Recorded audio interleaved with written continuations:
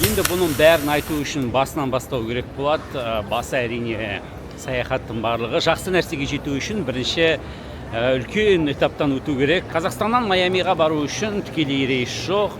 Сен Стамбулмен, Польшамен, Франкфурт на Майнмен, немесе Дохамен таңдауға болады, Дубаймен таңдауға болады. Мен таңдауым бұл сөзсіз Доха болды, сондықтан да қазір Доха аэропортындамын. Сізге көрсеткен қызықтың бәрін көру үшін ең бірінші саяхатым Астанадан Алматыға ұшып келдім, Алматыдан қазір Дохаға ұшып келдім. Енді Дохадан сәлден кейін мен Майамиға ұшатын боламын. 15 сағат ұшу өте ұзақ. Сондықтан да көреміз енді қалай болатынын. Бірақ бірінші рет ұшуым емес. Ләйім 2026 жылы Қазақстаннан дәлірек айтқан кезде Алматыдан Нью-Йоркқа тікелей рейс шығадымыз. Шығып қалса бізге үлкен қуаныш. Сондықтан да саяхатымыз сәтті болсын, лайк басыңдар, достарына жолдаңдар, жіберіңдер, комментарий жазыңдар, қолдап отырыңдар.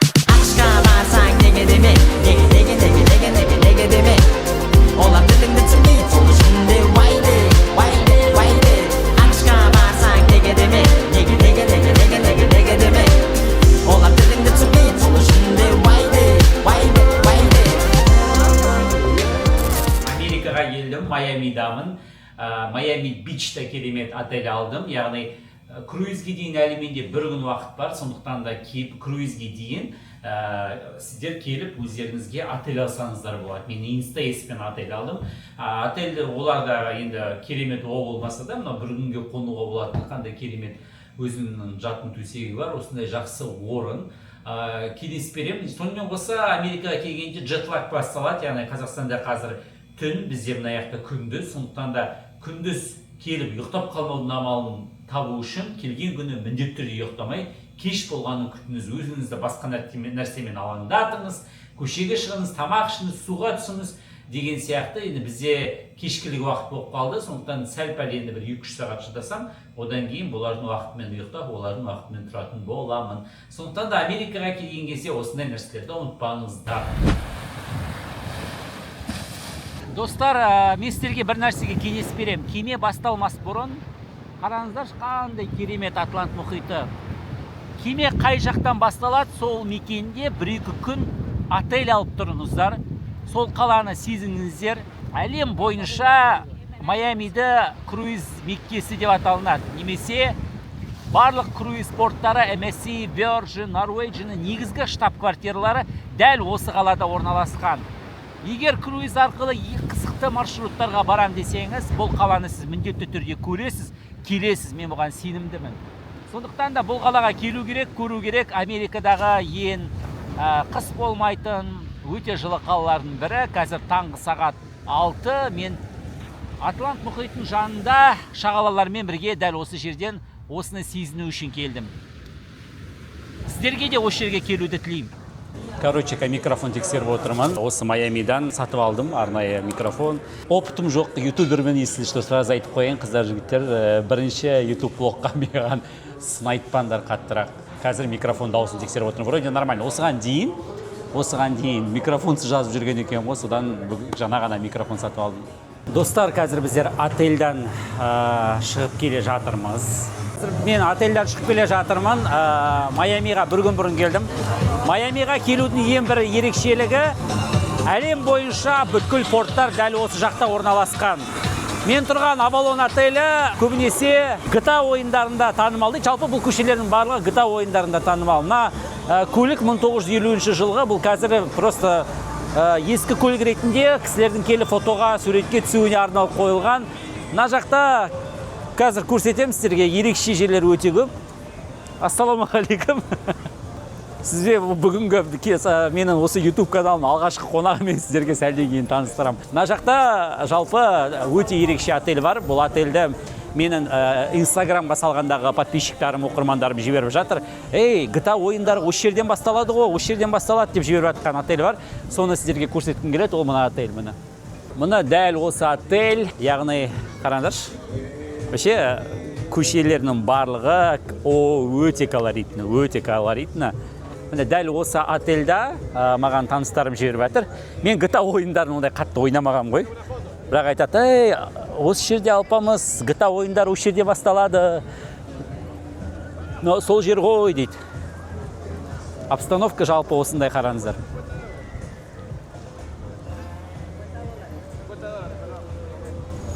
Жалпы не үшін Майамиға келу керек? Майами бұл барлық әлемдегі круиздік компаниялардың негізгі бас офисі орналасқан мекен. Дәл осы жерде Virgin, MSC, Norwegian кез келген кеме компанияларының негізгі порттары арқылы, ресми порттары арқылы әлемнің түрлі жеріне саяхаттауға болады. Круиз компаниясымен саяхаттап жүргендер Майамиді сіздер міндетті түрде көресіздер, себебі дәл осы жер арқылы қызықты аралдарға, ерекше маршруттарға баруға болады. Сондықтан да мен Майамида осымен екінші ретпін. Егер де круиз арқылы әлем аралаймын дейтін болсаңыздар, бұл шаһар сіздердің бір келіп кететін тұрақты жерлеріңіз болады. Міндетті түрде Америкаға виза алып алыңыздар, және сол виза арқылы осы Флорида штатының бас астанасы десек болады, Майамиді көруге мүмкіншіліктеріңіз болады.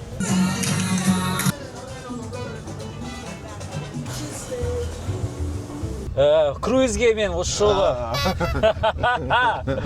апамыздың алғашқы влогы ондай камераға түсірілген. Иә, алғашқы. Апамыз құтты болсын. Рахмет. Апамыздың алғашқы осы микрофондары. Микрофон құтты болсын. Жаңа ғана алдық қой біздер оны. Жалпы көрермен үшін ғой, жақсы дыбыс болу үшін. Біз қайдамыз Нұреке? Біз қазір Америка құрама штаттары, Флорида штаты қателеспесем. Мына кісі қателесіп тұрған жоқ па? Жоқ, дұрыс осылай бар. Иә, біледі. Біз Майамиде 2 күн болдық. Енді круизге шығамыз, иә? Иә, круизге шығайын деп жатырмыз. Жалпы алпамыз мен круизге алып барам дегеніне бір 12 жыл болған. Сол Алматыда офиста жұмыс істеп жатсам, барасыз ба дейді. 2 күнде шығып кеттік, иә? Мен талай круизға барып келіп жүргенде көріп жүрдім Нұрекесін, сұрап жүрді. Қандай сезімде тұрсыз, әлі круизда барған жоқсыз ғой? Что ожидаете? Не күтіп жүрсіз? Бір жаңа нәрсе, өйткені мен өзім шықпаған былай мұхитқа. Ашық теңізге шыққан жоқсыз? Жоқ, қорқыныш бар. Өйткені бір темір қазір мұхитқа шығады. Қалай болады екен ол? Бірақ қызық болатын сияқты. Иә, мен 9-шы круизге бара жатыр, менде 9-шы круиз. Осознанно шана келіп жатырмын де 9-шы круизге. Бірақ мына сезім сіздегі, мен есімде 1-ші круизге барған кезде сондай қызық сезімдер болған. Менде бәрі қызық, қана мидың нейрон талшықтары үшін кәдімгі жаңа нәрселер ғой барлығы. Әрине күшті ғой. Қазір қалай кіреміз, ресторандар қандай, жататын орнымыз қалай болады. Короче, қараңдар, бізге лайк басып отырыңдар, және де пікірлеріңді жазуға ұмытпаңдар. Портқа келдік біздер. Келдік па? Иә, келдік. Багаждарды тапсырады бірден, яғни багажсыз жүру үшін бірінші багажыңды тапсырасын. VIP. You Rockstar? VIP. VIP. I can do that. Okay. Yes. Rockstar деп сұрап жатыр, яғни VIP-тар ғой, солай аталынады. You Rockstar? No, not Rockstar, we VIP. One Rockstar. VIP. Okay. Priority pass. Okay, that's Yeah, what I can show for you this our Stateroom.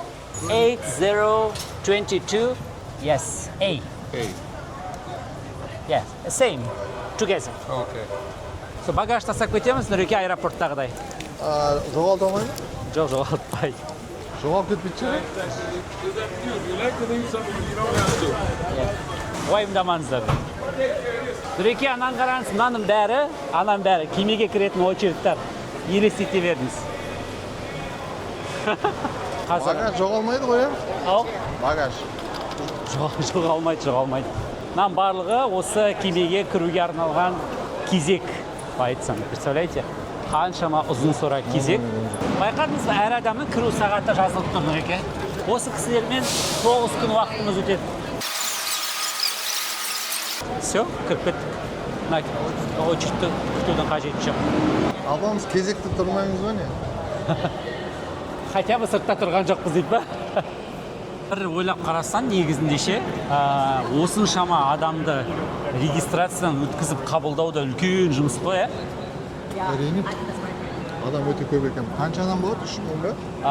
Кемеде 3000 адам болады, 3000 жолаушы бар, 2000 персоналдар қызмет атқаратын болады. Оның ішінде әртістер, өнер көрсететіндер, диджейлар, жаңа официант, барлығы. И вот осылай жұмыс жасайтын болады. Байқаңыз ба, дизайн өзі Virgin-дікі барлығы. Бұл Virgin-нің өзінің негізгі штабы, негізгі порты болып есептелінеді. Аэропорт сияқты екен. Багажбен жүру не ғой андай? Мен багажым қайда? Қоймаса. Жазылып тұр. With love from Virgin Voyages. Махаббатпен Virgin Voyages. Бұл жақта Нұреке нелерді Sailor деп айтады. Sailor деген саяхатшы дейді. Мен Sailor'ым ба сонда? Біз Sailor'мыз. Перваш Sailor'ым, иә? Перваш, иә. Мына жақта очередьқа тұруға болады, немесе просто кіммен бірге жүру керек деген білсеңізші. Hello! Give me 5. Yeah. Ashley. It's my boarding pass. And you guys have your passports as well? Yeah, sure. Паспорт береміз. Ой, Нұрекенде мен сияқты 2 паспортпен жүреді. Неге 2 паспортпен? Себебі біреуінде виза бар, біреуінде действующий паспорт. Сондықтан, егер көп саяхаттайтын болсаңыздар, 2 паспорт ұстап жүру бұл нормально. Яғни визалар үшін уайымдамаңыздар. This is my passport. Thank you, sir. I feeling in here freedom. I don't know why. Of course. Yes. Because you're free to do whatever you want and be who you want to be. Қараңыздар, аяқта регистрация қараңдар. Қаншама адамдар регистрация жасап жатыр. You guys have a YouTube channel. Барлығы кезектер. Аяқта вот как раз бізде век болғаннан кейін priority pass всегда лучший таңдаңдар. Бұлар адам үшін жасалынған. You go, sir.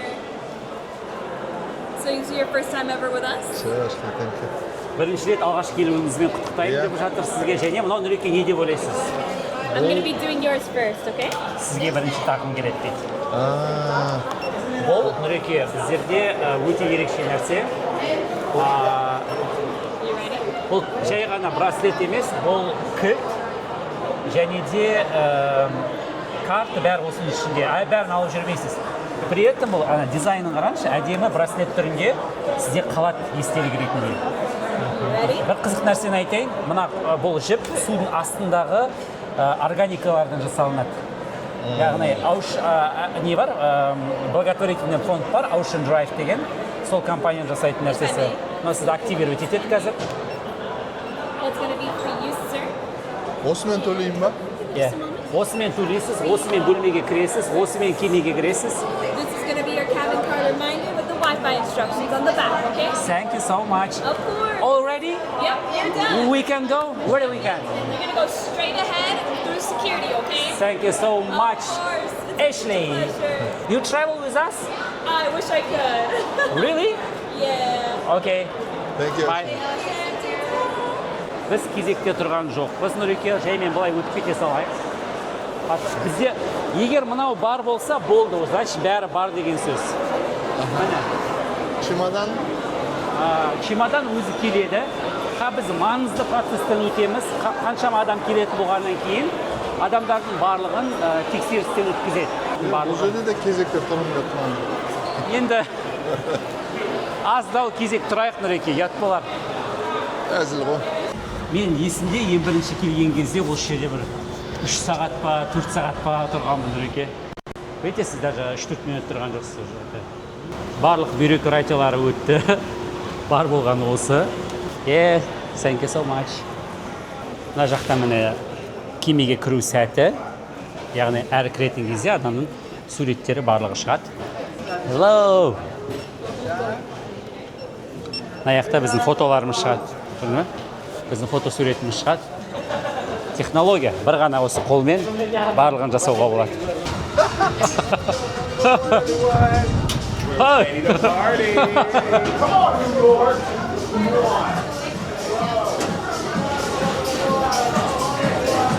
Қош келдіңіз кемеге, Нұреке. Алғашқы рет келуі. Hi, Hello. hello. How are you, Nadia? Nadia. Nice to meet you, Nadia. Nice to meet you. Nadia, we can go now our room. Yes, you can. Yes. It is ready. Yes. Nadia жазылып тұр. Welcome aboard. Welcome aboard, sailors. How are you? Good. How you doing? Yeah.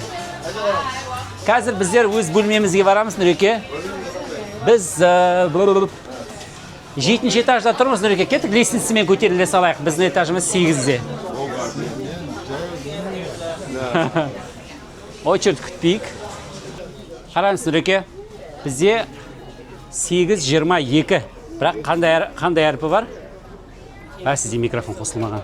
Бізде номер 8022. Бізде Бұл этаждар 8 бен 14 VIP, қалғандар VIP емес.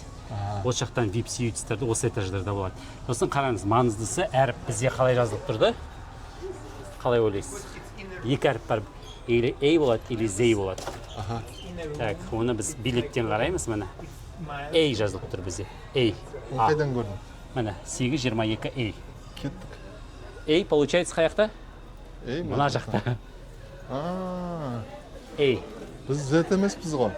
80:22 деген мына жақта. Z болмағанымыз ғой, шүкір. Міне кейбір багаждарды көрдіңіз ба, Нұреке? Уайымдап жатсыз, тұр кейбіреулер енді. Ерте тапсырғандар. Недей боққа біз тұрмай? Біздікі тұрған жақтан 81:22 емес, біздікі 80:22 бұл. Мына қараңызшы, маған ұнайтын нәрсе, ерекше жандар, мүмкіндігі шектеулі жандарға да мүмкіншілік берілген. Барлық жағдай жасалынған. Бізде көбінесе кейбір адамдар ойлайды ғой, саяхаттау қиын деп ше. Кемеде көп жағдайлар сондай жасалынып, оларға шығуға, көтерілуіне, даже қосымша коляска беріледі, тегін беріледі, және оларға көп мүмкіншіліктер бар, скидкалар көп қарастырылады. Тамаша. Өте керемет, дұрыс орта екен. Құламыз. Саған ризамын, рахмет. Мынау кәдімгі пойыз сияқты екен, Иә? Пойыз, қонағы. Бұл жаңағы бөлме тұратын этаж, сондықтан осындай. Бөлмеміз алыс екен. Бөлмеден шығатын алдында барлық бөлмелерге кіріп шығу керек екен. Біздің бөлме жақта не болу керек негізінде? 22 дейді. 22. Мына жақта. Мына жақта міне лифт бар, мына жақта өзімізде. Бұл осы лифтін де қолдансақ болады. Жақын жердегі лифт. Бағана біз мына жақтан жақын екен бізге. Мына жақта бағана қызыл еді ғой. Иә. Мынау көрдің бе? Көк ту. Бірден есіктің алдында тұр. Мынау осы ма не біздікі? Осы біздікі. Мынаусы көк ту. Көк ту. Кілт қайда? Кілт қолыңызда, Нұреке. Давайте. Ал бастаймыз ба? Бөлмеге обзор. Қыздар, жігіттер, бірінші рет бөлмеге мен обзор жасамаймын. Менің YouTube каналымда алғаш рет. Актер болып кетті. Давайте. Бастаңыз. Яғни кілт осымен ашылады. Жасыл жанды. И бұл сіздің бөлмеңіз. Не деген бөлме мынау? Осындай бөлме. Бізде балкон бар екен. Иә, бұл важно. Балкон төрт түрлі болады. Кейбіреулерінде балкон болмайды. Терезесіз жоқ бөлме, тереземен бөлме, балконмен бөлме. Әзірге ашылмайды ойдың, е? Ашылады, ашылу керек. Мысалы, мен бүйтіп жасадым. Және жақындатасыз. Жүріңіздер, мен сіздерге Майамиді көрсетейін.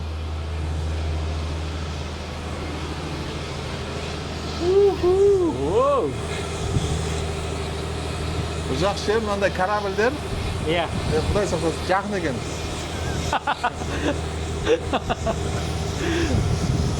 Ди Каприо үлгермей қалды ғой. Да? Өткен ол неде болды ғой? Терезесі жоқ бөлмелерде. Да? Үлгермей қалды. Мынау Нұреке керемет ешкісі. Бүйтіп қоясыз да, аяқты созып, ішіне жатасыз, демал. Осы Virgin'да ғана бар нәрсе.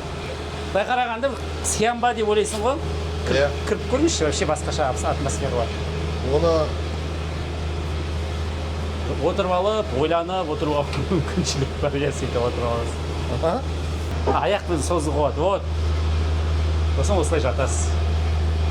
Особенно мына жер теңіз болып кетіп бара жатамыз ғой. Сол кездерде кайф. күшті күн. Өмір туралы ойланатын мекен деп айтамын бұл жерде. Осылай TikTokқа шығайын ба? Енді мен өзім сіздерге бөлек шолу жасайын бөлмеге, қараңдар. Мынандай бөлмеде арнайы жуын киімдерді жууға болатын осындай пакет бар. VIP қонақтарға киімді бір рет жудыртып алу тегін. Мынандай әлі багажға заттарымыз келген жоқ. Осындай киім қоятын ілгіштер, мынандай бөліп қоятын арнайы бөлік, осындай арнайы шкаф. Мынау біздің бөлмедегі, қараңдар, бөлменің номер жазылған, бұл маңызды нәрсе. Спасательный жилет. Сақтансаң сақтаймын дейді. Мына жақта сейфте сен өзің жеке заттарын сақтап қойсаң болады. Мына жерде шаш кептіретін фен, қыздар көбінесе, қыздар сұрайды ғой. Мына жақта маған полкалар ұнайды, жалпы Virgin'ның әр шкафы өте кәсіби түрде жасалынған. Өте маңызды мән беретін дүние. Қойбайсыңдар, самайын. Так. Бөлмені қараңыздаршы, әртүрлі, мысалға, king size түрінде екі адам бірге жататын кезде осылай қоюға болады, но когда достар келген кезде, құрбылар келген кезде сіздер осылай бөлмелерді бөліп алсаңыздар болады. Бөлмеде не бар? Телевизор бар мына жақта, мынандай 3 түрлі свет. Маған ұнайды мынандай арт-деко стилінде, қараңдаршы. Мынандай нелер, мысалға, MacBook қойып жұмыс жасасам болады. Мына жерге су, шайыңды қойып, шайыңды ішіп жатсам болады, телевизорды қарап, телевизор ең соңғы үлгіде жасалынған, барлық ақпараттардың барлығы осы теледидарға беріледі. Мына жақта міне әдемі картинкалар тұр, қараңдар.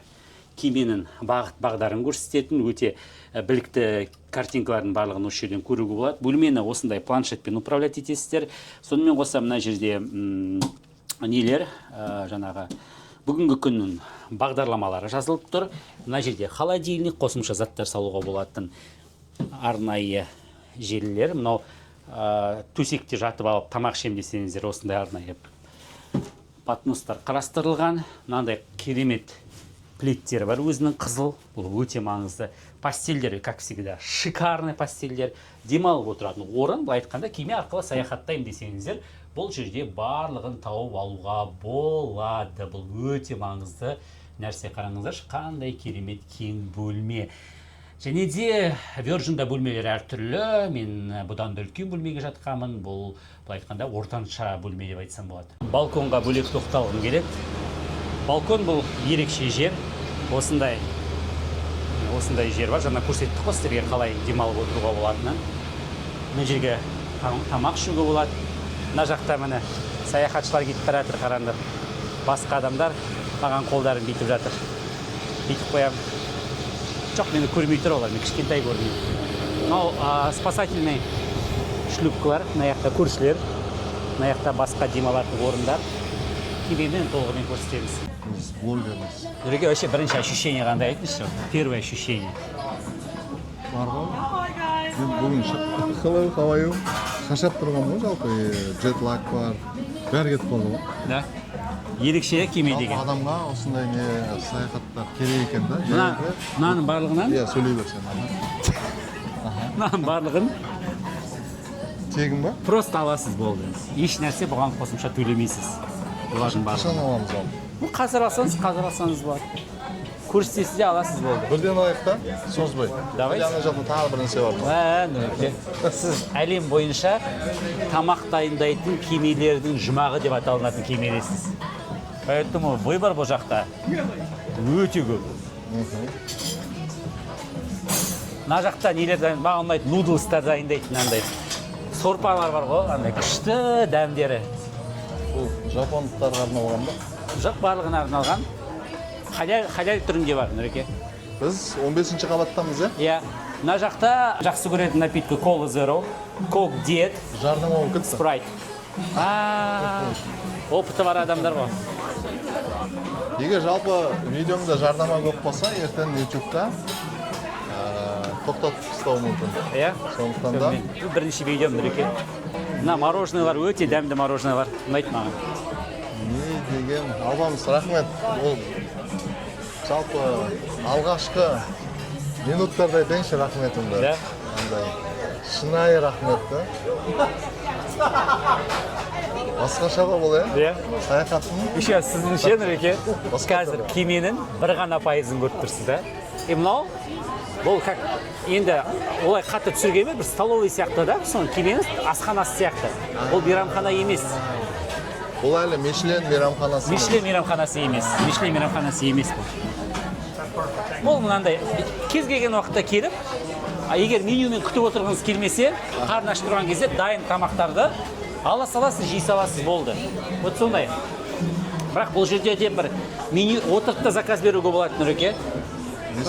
Отырып та тапсырыс берсеңіз болады. Немесе шыдамасаңыз келіп алсаңыз да болады. Мына жер қыздар қызығатын жер ғой. Себебі мына жақта барлығы прям свежий дайындалынады, іште дайындалынады барлығы. Десерттер, Нұреке, мына жақта кондитерлері өте мықты. Десерттері... Салмақ тастайын ба десем, тастамайды екенбіз ғой. Мен мана есіңізде ме айттым ғой сізге, всегда қосып келемін деп. Осы жақтан ішесіз бе, әлде тағы бір ресторанға барамыз? Мына этажда басқа ресторан жоқ. Бұл The Galley, бұл осындай мейрамхана. Яғни мейрамхана дегенде келіп, мына жақта қараңыз, егер правильный питание ішетін болсаңыз, тоже алсаңыз болады. Жоқ, бұл жер емес, бар ондай орындар. Кофе, чай мына жақтан, Нұреке. Әңгімені жібереді. Мына жақ мен ұнататын жерім, себебі мына жерде сіздің ұнататын сусындарыңыз дайындалынады. Матча чай, кофе, капучиноның түр-түрі. Және де, Нұреке, бұл зона платный, яғни кофеларды алу. Бірақ бізде Virgin VIP қонағы ретінде біздерде бұл бағаға кірілген. Сізге есіңізде ме? Мен сізге ақша аударып қойдым ғой. Яғни Virgin ақшасы. Қашан аудардың маған? Virgin несі? Есімде. Вот сонымен ала берсеңіз болады. Достар, маған алпамыз өзінің картасынан, круизный ақша болады екен ма? Соны $35,000 счетына лақтырды. Оны $1000 болса да жарата аламын ғой, 34-ні қайтарам керек. Жалпы VIP болып жүру үшін счетында ақша болу керек екен.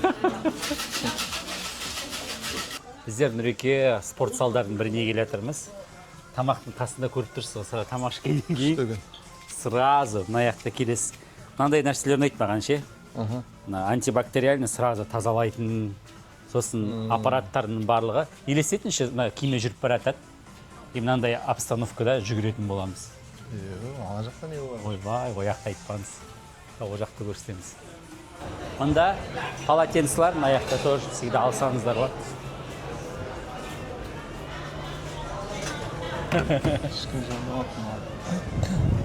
Джакузи. Тегін, да? Бәрі тегін. Кіргеннен кейін бір кнопкалар бар, бір жерде басасыз, өзі бұрқ дейді. Жүп жылы ғой. Сізге ұнайды. Бар мына жақта. Просто заказываете, ішесіз, аласыз. Жүрмей жат. Қыдырып жатыр ғой бәрі.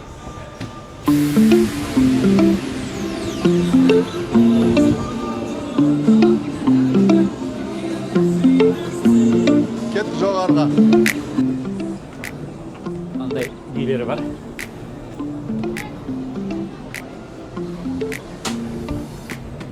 Вот тағы впечатлениеңізді білгім келіп тұр. Қандай не дейсіз? Кеме туралы. Вот естейсіз, өз көзіңізбен көру қалай. Көп жүрген, саяхаттаған адам ретінде. Енді бар ғой, дұрыс айтасың, енді көп жерде болдым ғой. Соған қарамастан күшті энергия болып тұр да. Бірінші рет Лондонға барғандай, бірінші рет футбол стадионына барғандай. Алғашқы рет кемеге келгенім. Күшті энергия бар. Осындай энергия болмағанда біраз болды. Жүрмей.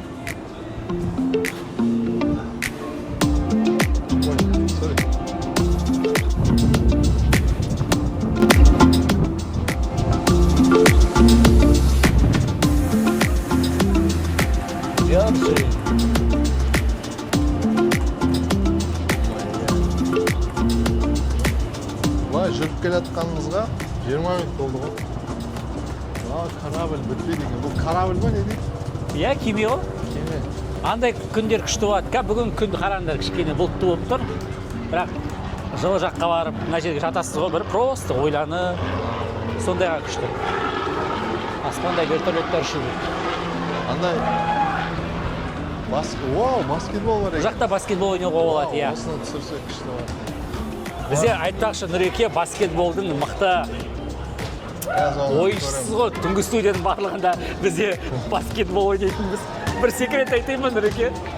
Түнгі студияда ойындар шамалы болса, біз баскетбол қоя салатынбыз. 5 минут қалған кезде. Hello! Нұрекенің Virgin'дағы алғашқы. Вау! Монтажда осы қала ма? Андай жасаймыз. Қайтадан көрсет.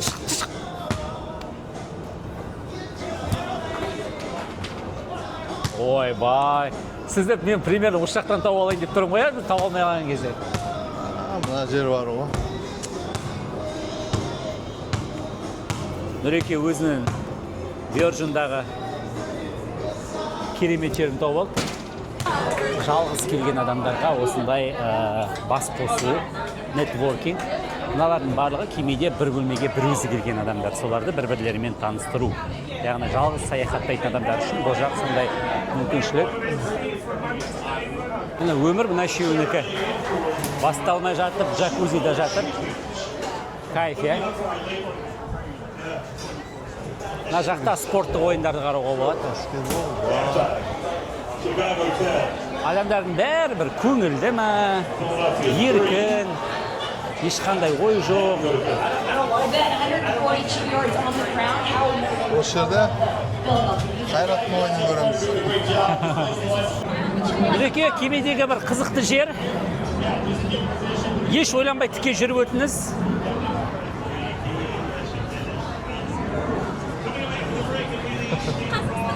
Я, Қазақстаннан! Қалайсыз, қалыңыз қалай? Зарина, біздер бірінші қазақ қызымында келіп Иә, сіздер бірінші қазақтарсыздар. Вау, біз бірінші келген қазақтарымыз мына жақта. Жоқ, сіз ғой бірінші қазақтар. Керісінше. Сіз жұмыс жасайсыз, кім болып істейсіз бұл жақта? Бар сервер. Яғни не істейді олар? Бартендерға көмектеседі, сосын напитоктармен жұмыс жасайды, сосын біздің сейлорлармен сөйлемсеміз, маркетинг a little bit. Оладардың біз. Иә. Зарина, бізге осы күндері көмек бересіз ғой, егер бір сұрақ туындаса. Әрине. Ұқмаймас, сізге несімен ерекше Brilliant Lady? Brilliant Lady. Мен білмеймін басқа лейдиларды. So this is, бұл кеме бірінші for me. Маған. 4 айда қазақшаны ұмытпай қалғаныңыз ол да өзі күшті ғой. Сіз бірінші кемеңіз бар жұмыс жасап жатырған жалпы? Иә. Мен бұрында Valiant Lady'да болдым 2 рет. Бұл мен 3-ші рет. Ол жақта жип қонақпыз біздер. Сосын бұл сізге ұнайтын ең мықты ресторан осындағы. Rojo, I think. Ahoy, sailors! Our mandatory sailor assembly drill is now complete. Thank you for ensuring that our ladyship is safe and ready to sail. Лифтіге обзор жасап Thank you for your cooperation. Now it is time to set sail. The Virgin Way. Күнде өзгереді қазір. Welcome aboard деп тұр бүгінгі. Бортқа қош келдіңіз. Біз 17-ші этажға, 3-ге бара жатырмыз. Себебі мейрамханалар, главный ресепшн бәрі ол 7-ші этажда орналасқан. 7-ге барамыз, иә? Сол 7-ге бара жатырмыз қазір. Біз нешінші қабатта болдық? Біз 16-ға дейін көтерілдік. 16-ға көтерілген жоқпыз, 15-ке дейін көтерілдік. 15-16-ға көтерілдік, 17-ге көтерілген жоқпыз. Deck 7. 17 бар ма? 17-те бар бұл жақта. 17 бар. 7-ші этажға келді. Ең жоғарғы болдық. Virgin'ға келген күні міндетті түрде осылай келіп, егер алдын ала броньдамасаңыздар, мейрамханаларды броньдап алыңыздар. Бұл өте маңызды. Себебі мейрамханаларда орын болмай қалуы мүмкін. Барлығын броньдау үшін міндетті түрде орынды броньдап алыңыздар алдын ала. Лайфхак соны көп адам білмейді. Сосын жүреді, сондықтан келіңдер. Бір шағын ғана жағын сізге айналдырдым, саяхат жасап ше. 2 этаж көрдік қой. Да? Сол өзінде қанша күшті екен. Әлі бармаған жеріңіз көп. Жалпы саяхаттау керек екен ғой. Ана видео бар ғой TikTok'та, қаңғырыңдар. Не ұнап тұр сізге? Осы ұнап тұр деген бір өлек қой, не ұнап тұр қазір? Ең бастысы ұнағаны, жалпы көптеген неше түрлі мейрамханалар бар екен. Өзіңде айттың, Мишлен жұлдызы бар, мейрамханалар бар екен. Сосын әрине, спорт зал, жүгіретін жер. Мынау не Нұреке? О, чемодан. Міне чемодан осылай алдын ала осылай келіп тұрады. Ешкім аламайды екен ғой? ешкім ұрламайды ма екен? Мына чемоданмен мен қайда бармадым. Біраз болды менімен жүрген. 22 жылдай болды осы чемоданға деп әңгіме ғой. Біздер кешкі асқа келдік. Кешкі ас деген осындай. Біз бұл жерде мейрамханалар өте көп. Оның ішінде бұл мейрамхана Мишлен жұлдызы бар аспаздар дайындайды. Ол бір. Аспазға бөлек Мишлен жұлдызы беріледі. Және Мишлен жұлдызы бар мейрамхананың өзі. Яғни бұл жерге келіп стейк жеуге кеңес беремін. Мына жақта міне қараңыздар. Осындай көрініспен кешкі ас және де Нұреке впечатлениясын айта алмай отырмын. Мен жалпы бұндай сезім менде КВН бастаған кезде болған. Сондай энергия. Юрмала, Сочи деген үлкен жарыстың алдында осындай энергия болған. Сол қайтып келіп жатқан сияқты. Бір бітіп қалатын сияқты деген сияқты. Қандай уақыт жетпей қалатын сияқты. Уақыт жетпей қалатын сияқты. Маған бұрын ұнағаны жалпы мейрамханалар мықты екен. Бір нәрсе байқайсыз ба Нұреке? Мишлен жұлдызында тапсырыс бересіз, кәдімгі таңдап отырып, не байқап тұрсыз? Бағасы жоқ. Бағасы жоқ. Меню бесцен деп аталынады, яғни кемедегі ең кайф нәрсе, ол осындай мейрамханаларда сіз тапсырыс бере аласыз, бірақ оған ешқандай ақша төлемейсіз. All inclusive. The Wake мейрамханасы. Жұрттар ойлайды жаңдан Нұрлан ұнады деген сөзден басқа сөз деген. Сөз жоқ. Бірген мен бір апта сөйтіп бітірсем деді. Öyle қалай болды? Сөз жоқ. Қазір кешкісін барлық дүкендердің барлығы ашты, себебі бұл жердің бәрі duty free. Яғни күшті нәрселер тауып алуға болады. Кемеде шопинг жасау деген бұл бір бөлек әңгіме ғой.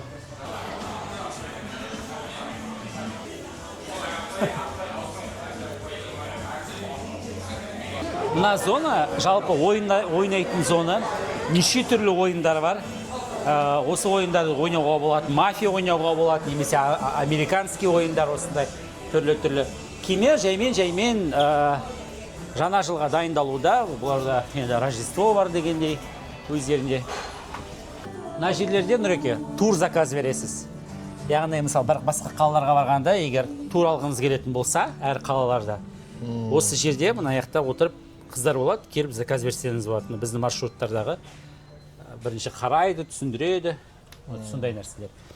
Кез келген жерде отырып тамаққа заказ берсеңіз болады, барный нәрселер. Сіздерге бір қызық нәрсемен бөлісейін, қараңдар. Бөлмеде осындай планшет бар. Бұл планшетпен жалпы бүткіл бөлмені, барлық бөлмені бақылауға болады.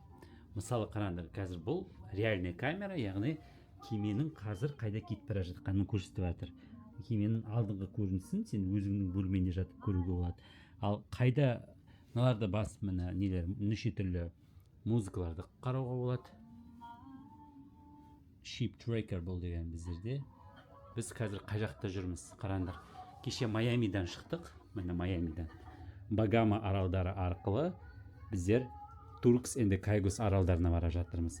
Мына жақта міне Кайман аралдары, Кариб теңізі, Доминикан республикасы, міне біздің саяхаттайтын Ямайка мына жақта бар. Жалпы осы мемлекеттер ең әлемнің әдемі Нассау, мықты жерлері. Осының барлығын осы планшетпен қарап отыруға болады. Және планшет арқылы музыка қосуға болады, планшет арқылы міне кино қарауға болады бұл планшет арқылы. Және осы планшет арқылы бөлмені қадағаласам болады. Бөлменің светтерін түрлі кейіпке салдыртуға болады. Бөлменің несінде осымен жауып тастап, және осымен ашуға болады. Байқадыңдар ма? Осылай жасауға болады. Бөлмедегі барлық қызметтерді қараңдар. Жаңа орамал келсе, осы керек болса, осыны басып қоясың. Кабинаны тазалау керек болса, бөлмені тазалап кетті, қараңдар. Тап-таза қылдырып қойды. Осы немен басасын. Төсегін тазалап бер, бөлмеге су керек, мұз керек дегеннің барлығын, киімді жуып бер деген нәрселердің барлығын осы арқылы бақылауға болады. Кинолар қарауға болады, міне неше түрлі кинолар. Просто баса қоясың, бітті сол кезде. Баса қойған кезде, и все сразу мына жақта кино басталып жатады. Осылай, яғни бұл планшеттің осындай ерекшелігі бар. Кемедегі тағы бір керемет нәрсе. Барберда шаш қидырту қалай екен? Атлантический океан ортасында. Күшті. Дей берсең де сөз жоқ Алпамыс. Рахмет саған. Мен Алматыда үлгермеген мұш. Жалпы Алматыда өзім мастерім бар ғой енді. Үйреніп қалған. Бірақ сен кесірінен шашталмай кетіп қалдым. Неге? Өйткені сен түнде ұшымыз дегеннен кейін ұшып кеттің. Оның аяқ астына Ребекка алып беріп алды. Америкаға билетті, Нұреке ұшуға 4 сағат қалғанда алдыңыз ба? Сағат 3-те ұштым. Билетті 10-да алып. 10-да алып. Rebecca, how are you? Where are you from? Philippines. How long you in here working? 4 months. Yes. 4 months деген. Яғни осы кеме ашылғаннан бері істейді екен. Артыңызда көрініс бар ғой, Нұреке, картинка болып жатыр. Картинка болып жатыр. Мына жақтарда магазин түрлі-түрлі.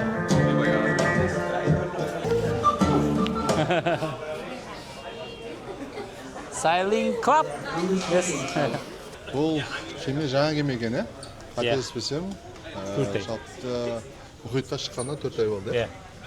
Күшті. Жалпы өзім шаш өсіп кетсе де, Алматыға келіп алдыртатын. Осы жол көрейінші дедім да. Жалпы өмірде қиналмау керек деп ойлаймын. Егер де шаш қысқарту осы жерде бұйырса, осы жерде алу керек. Енді монтаждайсың ғой енді, мен қалай айтсам екен. Мен намазда жүргізгем, бірақ Шаш күшті болып. Шаш күшті болып ма? Virgin кемесінде жай ғана жасап қоймаған, аяқта кәдімгідей дизайн, кез келген фаясы, кез келген қол кәдімгідей дизайнмен жасалынған. Мына жерлерге аса мән берсеңіздер болады. Каждый детальдарға мән берген. Мысалы, мынаны қоймаса да болады ғой. Бірақ әдемі қылдырып қойып қойған. Бұның барлығы үлкен, сондай бір ерекше махаббатпен жасалынған. Кітаптар тұрады мына жерде фойеда. Ар жақтағы осы адамдар мына жақта отырып жұмыс жасаса болады мына зонада, немесе бардан, кафедан таңғы ас ішіп. Кешкілік отыратын жерлер көбінесе. Мына зонаны қараңыздаршы. Маған ұнайтыны отыратын отырғыштары, маған қалай зоналар осындай өте удобно жасалынған. Просто так жасай салма. Мысалы, мына жерге отырған кезде де қараңыз. Такое удобство, өзіңмен өзің бір жұмыс жасайтын кезде, қара қандай вид, кез келген жерде әр детальға аса назар аударып жасалынған, Мысалы, мына столдарда да отырғыштарға қараңдаршы, мынандай отырғышқа отырып көру, бұл да бір бөлек атмосфера. Ой, прям кайф. Мына зонасына да назар аударсаңыздар болады. Қараңыздар. Қандай ерекше шахмат ойнауға болады. Шахмат ойнайтын ерекше жер. Король, ферзь. Барлығы дизайнерский, өте сондай детально жасалынған, әдемі, өте әдемі. Virgin, мына Virgin Voyages кемесі, сыртқы макетті көрінісі. Brilliant Lady кемесі. Қыздар, жігіттер, эксклюзив қараңдар. Қалай кеме портқа тоқтап жатыр. Жаймен қозғалып жатыр. Қызметкерлерді қараңдар, ана жерде адамдар тұр. Қалай кеме қалай парковаться етеді былай айтқан кезде. Біздер қазір Гранд Турк мемлекетіне келдік. Бүгін жаңбыр жауып тұр, бірақ күн жылы бұл жақта. Енді бүгін қарашаның соңғы күні, бізде 30 қараша. Осындай керемет Кариб теңізіндегі үлкен арал, ана жақта кәдімгі қала көрініп тұр мына жақта. Кемеде мынандай нәрселер бар, осы арқылы қарауға болады. Бүйтіп көзбен кәдімгі мен қарайын бірінші. Көрінеді екен, ана жақта бетесінде, ана жақта пляжда жатқандарды қарасам болады. Не знаю, сіздерге көрінеді, көрінбейді. Оп! Сіздерге көрсететін не қылдырып жатырмын, короче. Барынша. Көріндер ғой, короче, осылай жақыннан бүйтіп қарауға болады. Алыстағы жатқан адамдарды. ойнап айтамын, адамдарды қарап жүрмеңдер. Нені қараңдар?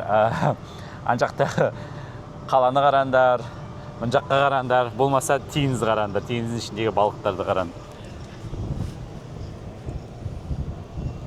Кофе заказы ететін. Тапсырыс беруші қолыңызға жетесің, болды. И осы арқылы. Здравствуйте. Какой кофе здесь классный, вкусный? Какой кофе вкусный? Ну, то есть, если нравится что-то крепкое, флэт-вайт хороший. Я капучино. Капучино тоже хорошо. Да? Вкусно. It's for me? Приятно познакомиться. Thank you so much. Сіздерге мынандай приложениемен таныстырғым келеді. Бұл Virginға баратқандар міндетті түрде осындай приложение көшіріп алғандары дұрыс болады. Мысалы, бүгін Grand Turks мемлекетінде мынау біздің кабинаның номері. Дәл қазіргі уақытты таңғы сағат 7:53. Мынау келген сообщениялар келіп тұрады осы жерде. Мынау бүгін кешке біздерде Ганбей деген ресторанға броньдап қойдық. Сондықтан айттым, алдын ала броньдап қоясыздар орындарды. Мынау осы кемеде өтетін бүгінгі күнгі барлық шаралар, мысалға 9-да не болады, тяжелый атлет, кроссфит сияқты ғой, кроссфит болады, сол кроссфиттарды. Мына жақта міне нелер, платный кейбір шаралар болады, соларды баруға болады арнайы. Бет күтімі, тағысын тағы, міне көп нәрселерді осылай қарасаңыздар болады. Тату дейді. Тату жасатуға болады бүгін. Бүткіл бүгін не болады, соның барлығын осыдан көрсеңіздер болады. Міне әр күнде осылай жазылып тұрады, каждый күн, ертең декабрь, мысалы әр күні. Сосын қызметкерлермен байланысқың келетін болса, міне осы сообщение арқылы байланысуға болады, кабинаны осы арқылы тазалап анықтауға болады. Мына жерде сенің өзіңнің ақшаларын жазылып тұрады. Яғни қайда ақшаларыңды жұмсадың, бірдеме дополнительно сатып алсаң, сен тек қана мынамен сатасың, шығарда ғана төлейсің болды. Яғни қолына карта ұстап жүрудің қажеті жоқ. Сонымен қоса мына жерде менде $150 премиум ретінде мен Wi-Fi бесплатно маған берілді, менде priority pass, яғни ертерек кіру, сонымен қоса не, как называется мынау? Осындай нелер. Ақшалар, которые маған берілген бронь кезінде осындай береді. Вот. Именно у вас новый член клуба в вашей команде дейді. Осылай мен командама адамдар қосылып жатыр. Осылай осы приложение арқылы барлығын жасауға болады, бір сөзбен айтқан кезде. Маған жалпы кемедегі адамдар ұнайды, еркін. Мысалы, мына қызды қараңдаршы. Оған бәрібір жұрт не ойлайды. Ол просто отыр болды. Осылай киініп алған, розовый тапочкамен, екінің бірі өз-өзіне осылай рұқсат бермейді, кітап оқып, басына мынандай бірдеме тырнап, басында кофені ішіп, рахаттанып. Оның өмірі осындай. Өз үшін өмір сүреді. Жұрт не ойлайды деген оған маңызды емес. Тағы бір маған ұнайтын нәрсе, ол осындай санитизаторлар. Яғни адамдар кез келген жерде қолдарына антисептик. Андай дизайнын қараңдаршы, не просто санитизатор, а дизайнерский санитизатор. Қатты ұнайды. Біз қазір жаңа елге келдік, Grand Turks көріп тұрғандағыдай мына фонда біздің Virgin Voyages Brilliant Lady кемесі Нұреке бірінші рет шығып келе жатыр, кемеден бұлай шығу қалай? Welcome to Grand Turk дейді, күшті аралға келдік. Жалпы айтайын дегенім, кеме өте үлкен. Мен бұлай ерекше сезімде. Енді машинамен жүрдік, жаяу жүрдік, велосипедпен жүрдік, самолетпен ұштық, бұлай кемемен 48 сағат мұхитпен жүріп, ешқандай не жоқ. Тек қана су ғой. Сол 2 күннен кейін мынандай үлкен кемеден түскен сезіп жүріп, андай бар. Онда еш жерде болмайтын сияқты. Мысалы, самолетпен ұшып келесің да Лондонға. Қыдырасың. И сол самолет қайтып ұшып кетсең. Ондай бар ғой десең. Бар ғой, бірақ ол жерден таможнясы бар. Шаршайсың, е? Шаршайсың. Ол жерде машинадан түскен сияқтысың ғой. Машинадан бар. Және біз каждый раз бір жерге келесің, біз қазір мына қараңдар. Welcome to Grand Turk деп тұр. Яғни бұл Grand Turk өз алдына бір мемлекет, өз алдына бір арал. Мына жақтан қараңдар. Атлант мұхиты мен Кариб теңізі. Grand Turksқа келдік, қараңдар. Күшті, жаңа ел, мынандай колоритный нелер. үйлер. Қызық. Мына жақтың бәрі магазиндар. Кеме саяхатының кайфы осында ғой. Түсесің міне. Түскеннен кейін қалаларды аралап басқа жаққа кетсең болады. Ал кез келген порт бұл порттың қасында міндетті түрде қарайтын дүкендер болады, қарайтын жерлер болады. Сразу любой портта осындай қаланы аралауға арналған турлар сатып алсаңыздар болады. Кез келген портта сондай, кез келген порт. Мен көрген бүткіл порт. Қараңыздар. Кемеден түсесің. Аралға келесің осылай. Песок, море. Что еще может быть лучше? Бұдан артық тағы да не керемет болуы мүмкін. Соны күтесің. Знаете, не істегім келіп тұр мен. Мен қазір судың температурасын сендермен бірге сезінгім келіп тұр. Салқын ба, жоқ әлде ыссы ма? Ыссы болмайды енді қазір. Так, давай. Сулар, come on. Ну, нет, жылы. Адамдар суға түсіп жүр. Ондай салқын емес.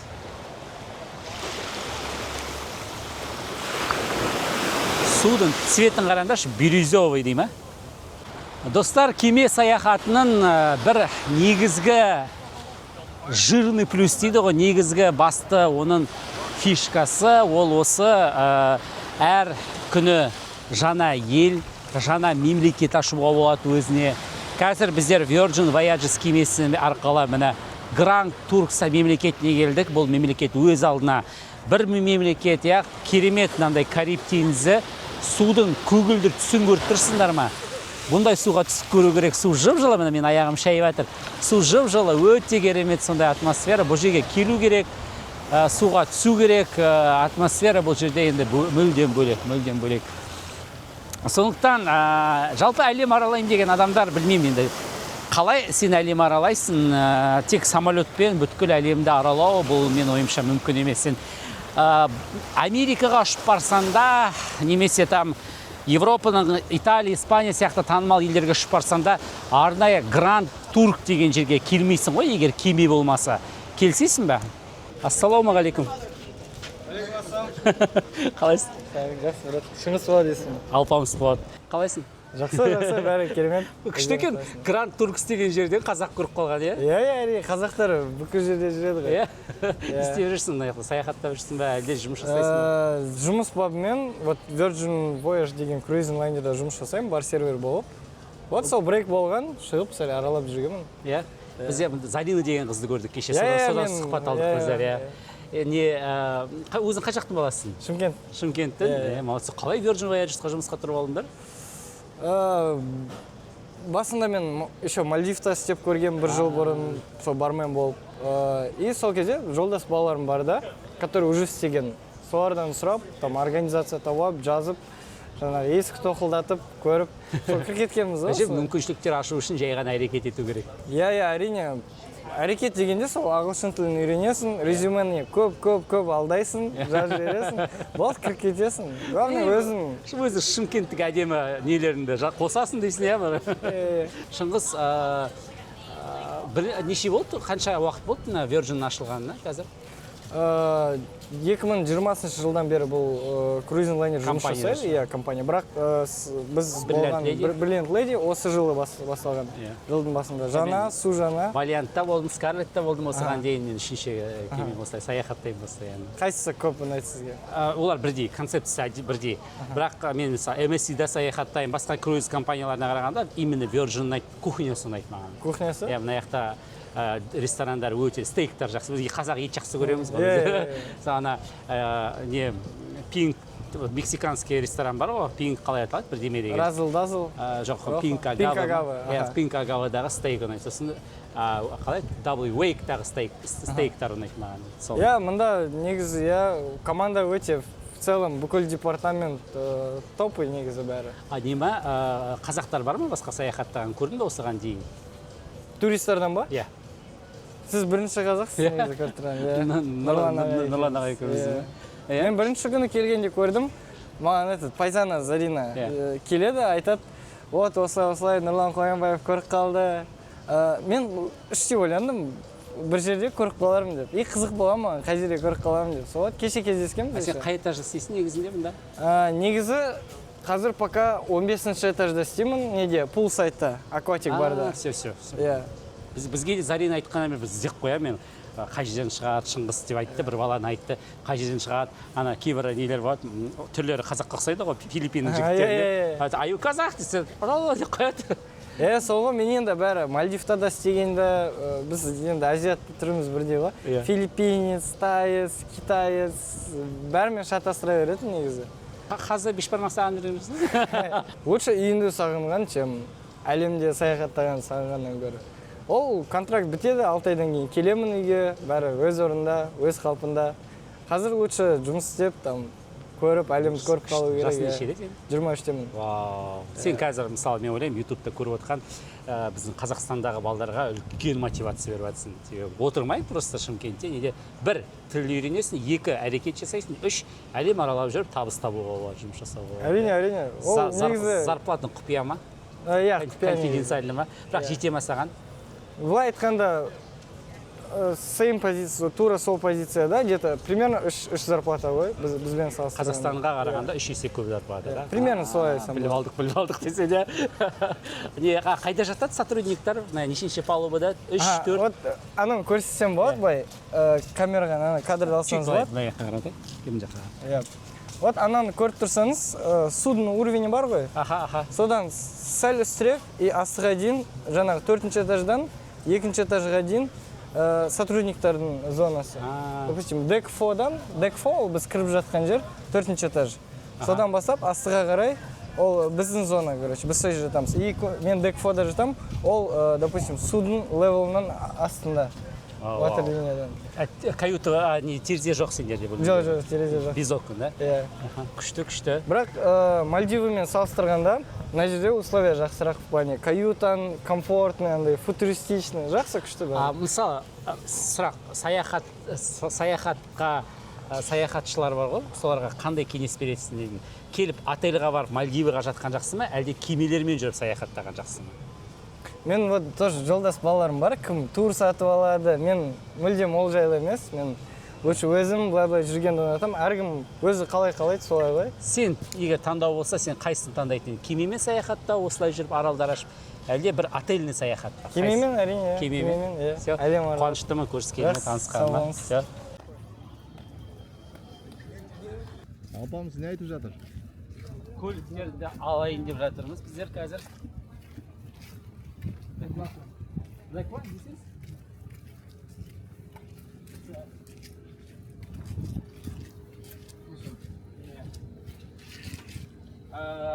We need to go and come back.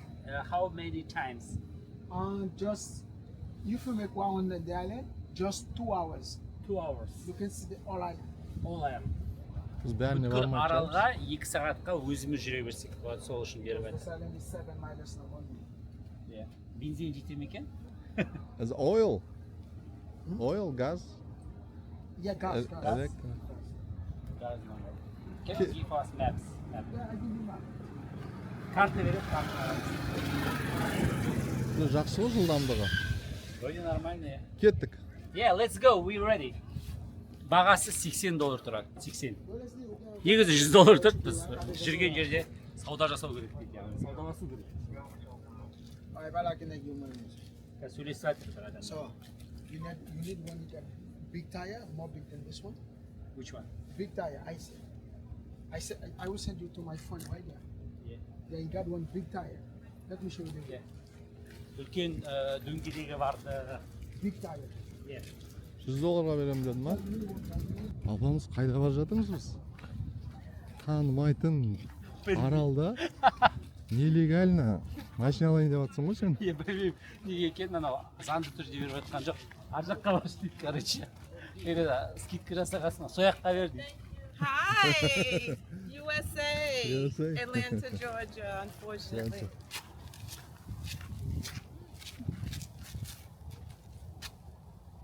Exit деген сөз. Exit, шығып кететін жақ. Мен алпамысқа сеніп жүрмін ғой. Мына кісі де бағаға сындырып жатыр. Иә, не ғой Нұреке? Қайда барамыз? Біз жалғыз емеспіз. Hello! Hi, I'm Sheila. Sheila Yes. from Georgia. Georgia. Give me 5. 5. Yeah. We have a good time in Turks and Caicos. Yes. Туда? Туда, да?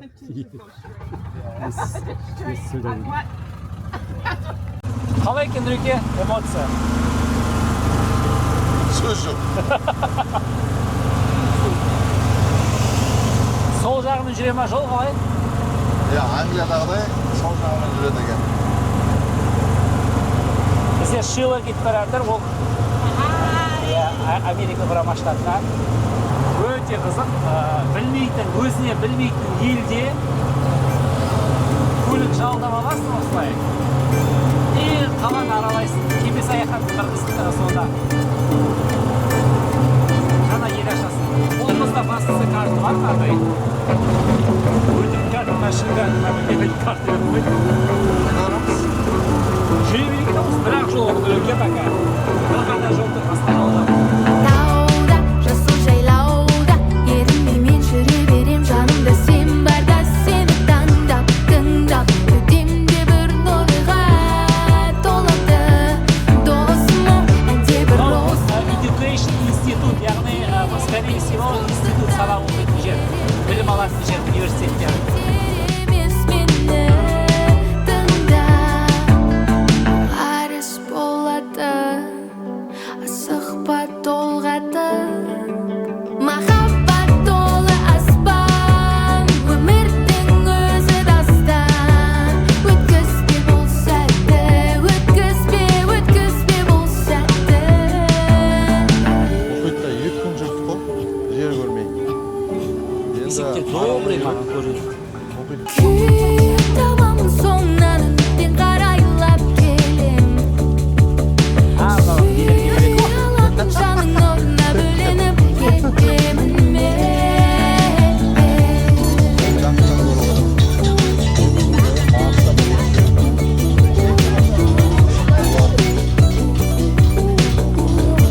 Бұл елдің туы қараңдар. Яғни бұл елдің кезінде Ұлыбритания елінің бір жағында несі болғанын көрсетеді, Ұлыбритания флагы мынау. Ал мынау елдің 3 туы бар. Мен айтайын деп едім. Басқа туу бар адамда.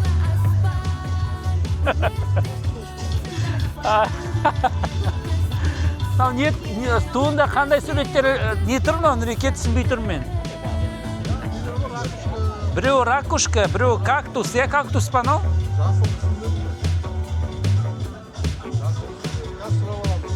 Жақсы.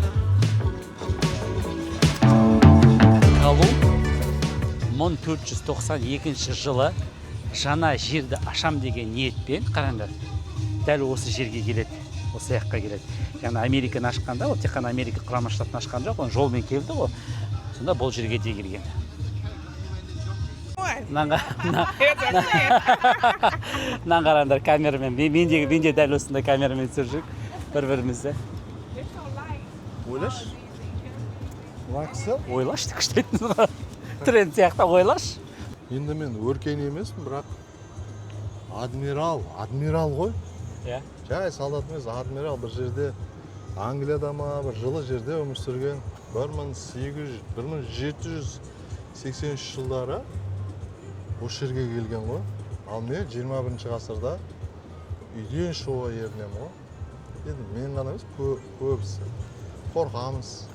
Ойлаш, 18 ғасырда мартта жоқ, қарасай, мартта сәуірде емес, тамызда мартта шығып кеткен ғой. Мартта осы жерге келген.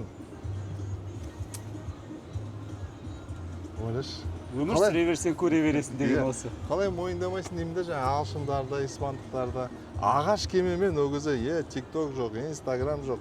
Ойлаш, ағаш кемемен келесің, 7 ай компас жоқ, компас білмеймін, бар ма жоқ барда келе жатсын. Бар үмітің мына маякта ма? Иә, мына маяк ол, одан кейін мына кісілер келгеннен кейін соғылған ғой. Даже маяк жоқ. Маяк жоқ бұл жерде. Бір енді бір кейбір аралдарда маяк болған шығар. Андай не, жарайды. Не? Соны айтамда, ешқандай интернетсіз 8 ай жүрген ғой мұхитта. Қай жаққа бара жатқанын да білмейді. Индияны ашамыз деп шықты ғой. Сол жолда бір күн жарайды қызық, бір апта қызық, ойлашы, 1 ай, 3 ай, 4 ай, 6 ай тиктоксыз қалай жеткен? Қараңыздар.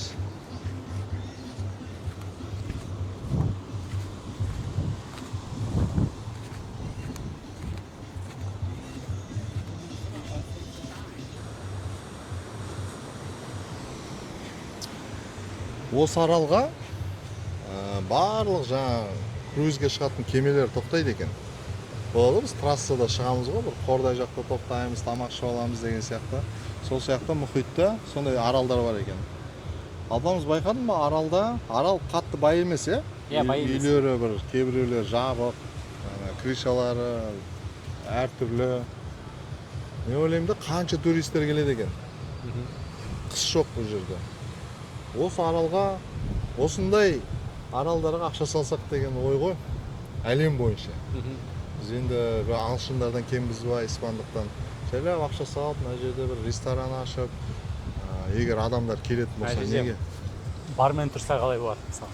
Иә, осы жерде қымыз сатып. Енді әзіл ғой, дұрыс түсінгендеріңіз дұрыс. Мен айтайын дегенім, жалпы шетелден бізге валюта келу керек қой. Мысалы, Димаш сияқты жігіттерді 10 мың тәрбиелеу керек қой. Головкин сияқты, Шавкат сияқты сыртқа шығып, шетелдің ақшасын үйге алып келетін. Тек қана музыка, спорттан емес, барлық салада. Сол сияқты әлемде мысалға көптеген бизнес түрлері бар деп ойлаймын. Енді кәсіпкер емес. Бірақ мына аралға келсем, қараңыздаршы, үйлер нашар, енді қатты бай арал емес. Бірақ өте әдемі, және де бұл жерге шетелдің болған круизге шығатын барлық кемелер тоқтайды екен. Бір кемеде 3000 адам бар. 100 кеме келсе, қанша болады? 300 мың. 300 мың әрқайсысы $50 тасса қанша болады? Мен осылай жүргенімде, осылай 3 күн болды, алпамды ұстатып қойды маған. Тамақ ішіп жатқан кезде осылай. Кеше осылай ұйықтап қалдым ғой мен. Жүріңіздер. Мен өзім жалпы, мобилогым жоқ. Блог түсіретін адам ана жақта жүреді артында. Еғын, мобилогырымыз бар еді қаяқта. Мобилогыр. 30 қалып кетті ба еще? Әлемдегі жалғыз андай 30 қалатын мобилогыр ба? Кино түсіріп кетті ол. Кино түсіріп кетті. Сізді қастыңызға жақындайтындар кино түсіріп кетеді екен. Дұрыс қой. Бір-екі фотоға түсіресіз ба мені бұны жеге? Бір-ақ фото. Мен пина коладаға тапсырыс бердім, бірақ алкогольсіз түрі. No alcohol. Иә, no алкоголь. Мына жақта бірдемелер пісіп жатыр, да, скорее всего.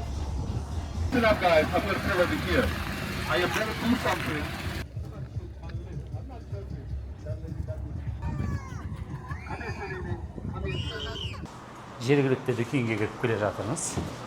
Дүкендерінде не бар? Дүкендерінде біздегідей сол заттар, біздегі заттар бұл жақта барлығы да. Біше әлем бойынша дүкендерде бәрі бірдей. Бірақ іздеп қызықты нәрселер тауып алуға болады. Кез келген жерден іздесең қызықты нәрселерді тауып алуға болады.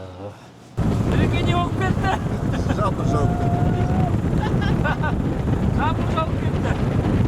Жаңбыр, жаздың жаңбыры, жылы жаңбыр. Шынында да жылы жаңбыр. Айбай, бетім. Арда жаңбырдан тұман қойған. Rainbow. Не? Кемпір болсақ.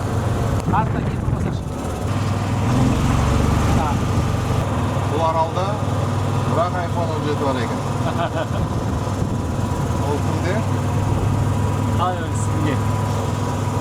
Менде. Так, мына кісілердің артынан барадым мен. iPhone 17 емес қандай екен.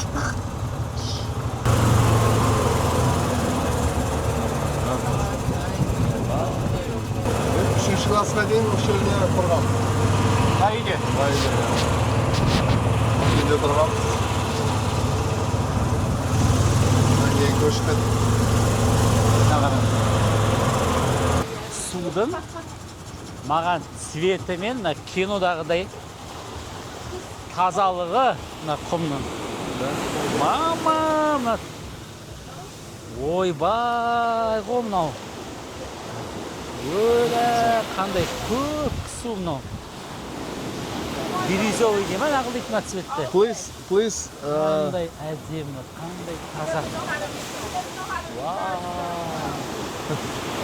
Ау, қалай екен мына? Сөз жоқ. Андай видеолар бар ғой.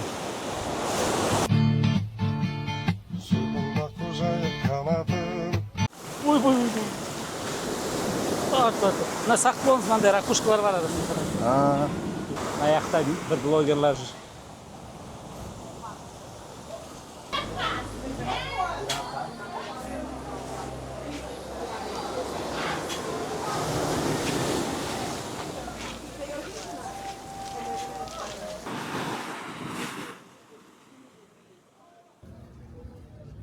Міне қазір бізде осылай пляжда болды, қаланы араладық, содан кейін ары қарай сен өзінің үйін болып кеткен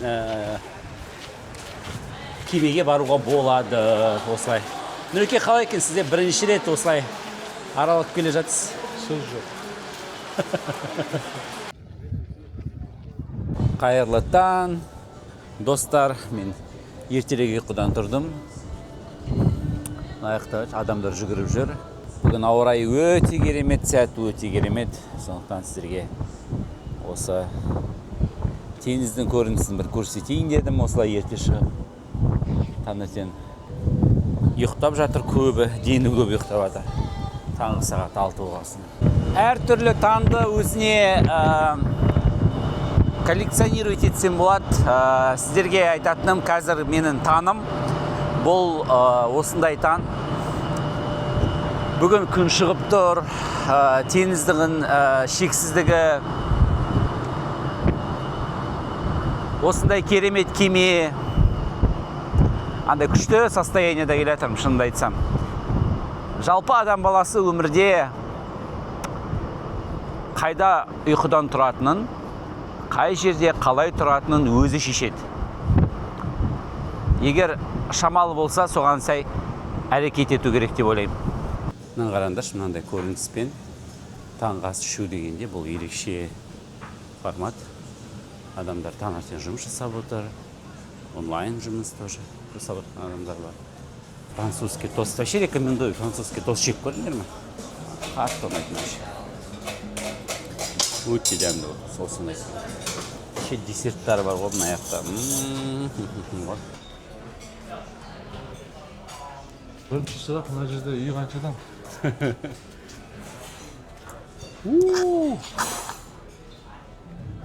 Ана жақтағы судың сетін қараңызшы. Порт келген екен, порт бүлдіретін мына жерде. Ана аяқ бар. Пляжный. Қандай елге келіп тұрық Нұреке, айтыңызшы. Антигуа, Барбуда. Бұл ел туралы қандай ақпараттар? Астанасы Сент-Джонс. Сент-Джонс. Ақпарат мүлдем жоқ. Халық саны мұнда 100 мың адам екен, 100 мың адам. 22 мың адам тұрады. Бұл астанасы Сент-Джонста. Территориясы жалпы 440 километр. Именно біз қазір екі остров Антигуа және Барбуда. Антигуада километр 280 километр. Мына жерде 100 мың адам тұрады ғой. 100 мың адам тұрады. Сол 80 мыңдық стадион бар екен, 100 мың адамға. Тола деген. Ол күні ешкім үйінде жатпайды десеңізші. Бұл Сент-Джонс деген христиан дініндегі Библияның персонажы дейме, фигурасы дейме, соған арналған, яғни Святой Иоанна Крестьял, ағылшынша Сент-Джонс сонатына. ең бірінші келген ағылшындар 1632 жылы өте діни болған дейді. Байқадыңыздар ма апамыз бәрін? ChatGPT-ні. Заман талабына сай. Менімен қарағанда ChatGPT-ні көп сөйлеседі. Столица Антигуа 1600 жылдары, британдар 1600 жыл ашылған. Ойлаш, 1600 жылдары британдықтар осында жүр ғой. Біз енді келдік. Қорқып. 2025. 20-шы ғасырда ма, 20-шы ғасырда өмір сүріп жүрміз. Жалпы таңғы ас ішсең, қарның тоқ болады десе. Таңғы ас ішсең, жалпы қарның тоқ болады. Все. Мен шай істеуге барады, кофе ішуге барады. Мына жерде уже кофені дайын алып келе жатыр екен осылай. Мынандай ыдыспен істеп жүр. And please, it's orange juice? Yeah, that's a fresh one. Yes, fresh. Can I just Yeah. Міне кеме саяхатының бір жақсысы, кемеден шығасын осылай, жаңа елге тап боласын. Парковка дейді ғой, былай айтқанда, портта басқа да кемелер келіп жатады. Мысалы, Norwegian Epic бұл Norwegian Cruise Line-ның танымал кемесі, өте керемет кеме. Бір күні бұны сіздерге саяхаттап, сіздерге түсіндіріп айтатын боламыз. Ал мынау біздің красавица Virgin Voyages кемесі. Virgin Voyages кемесінің ерекшелігі бұл 18+. Мысалы, мына жақтан кішкентай балдарды көруге болады. Құдай подростықтар жүр, балдар жүр Norwegian-да. Norwegian-мен ондай жақтарға баруға болады. Ал неге? Мында үлкен адамдар тек қана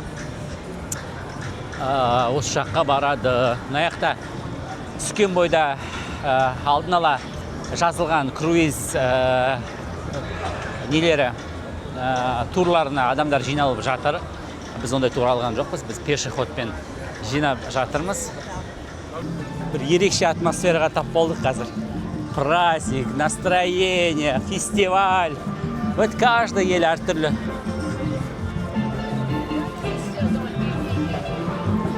Міне қалаға шығамыз, менің су жаңа елім Антигуа және Барбадо.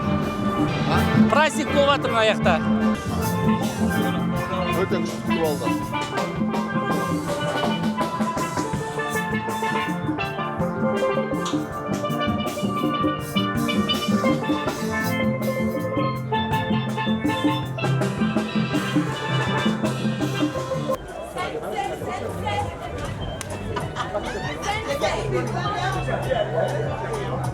Шаримовқа жазылыңыздар.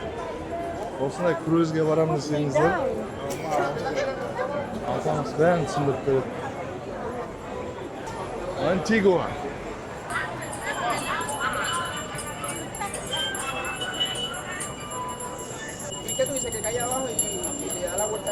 Қаланың атмосферасын сезінгің келсе, мына жақта пешеходта екен барлығы жақсы. Сент-Джонс деп аталынатын қала.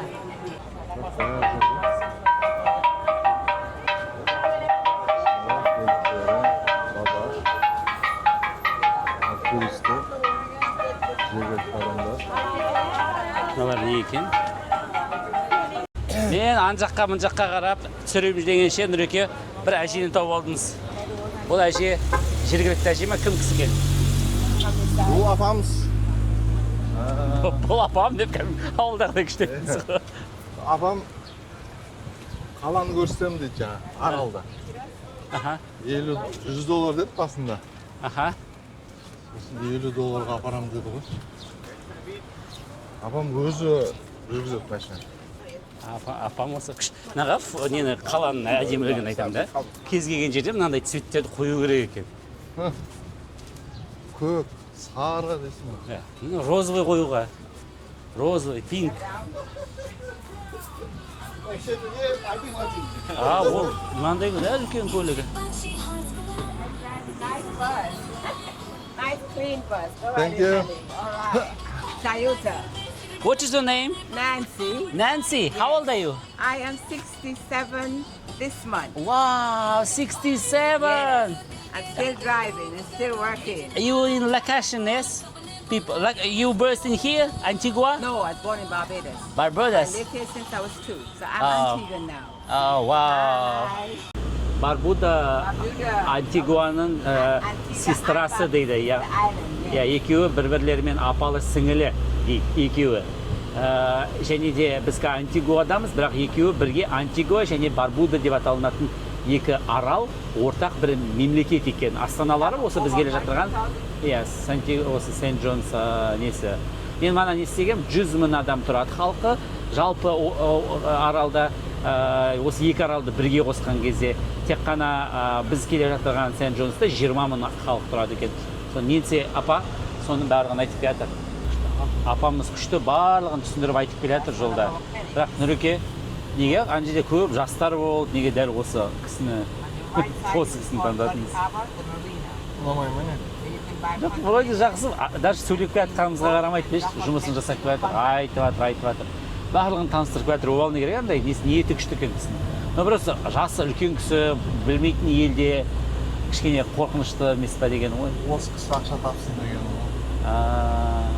Жасы 70-ге келсе де жұмыс істеп жатыр. Елге қызмет жасап жатыр.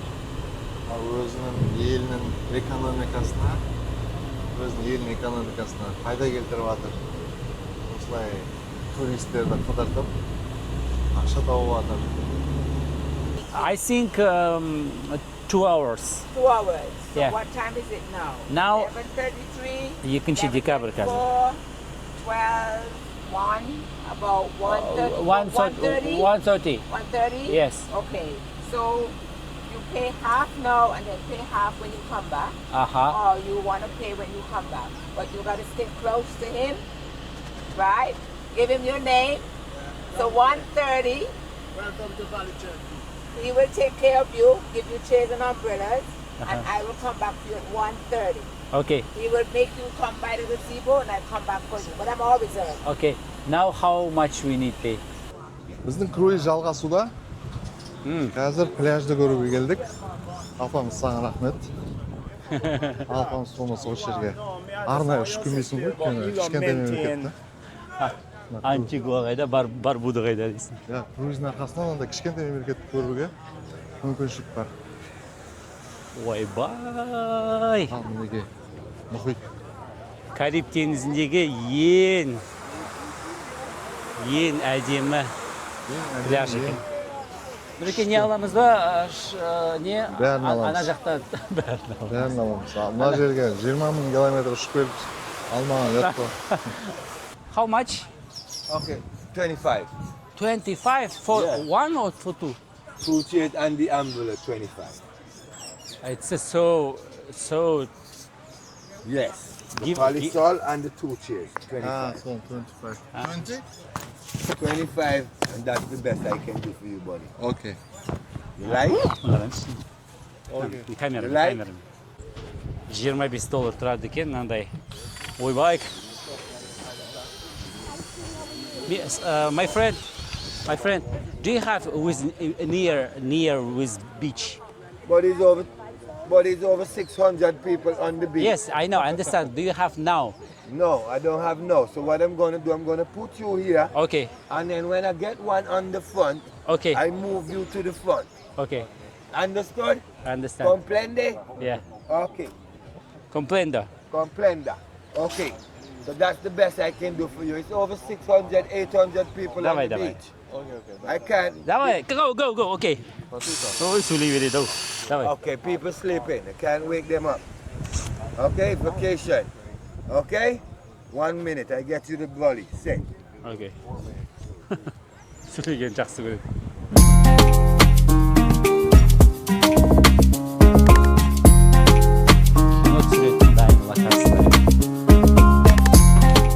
Мына жаққа барып кетсек қалай қарайсыз? Қараңдаршы, жаңа жылға арналған ойыншықтар. Мынандай бұрында альбомдар ғой мынау. Бұрынғы альбомдар ғой. Негізі Антигуадан бірдеме алып кетуге кеңес беремін, Нұреке. Шашап атасыз ғой, соған қарайса Антигуа дейсіз.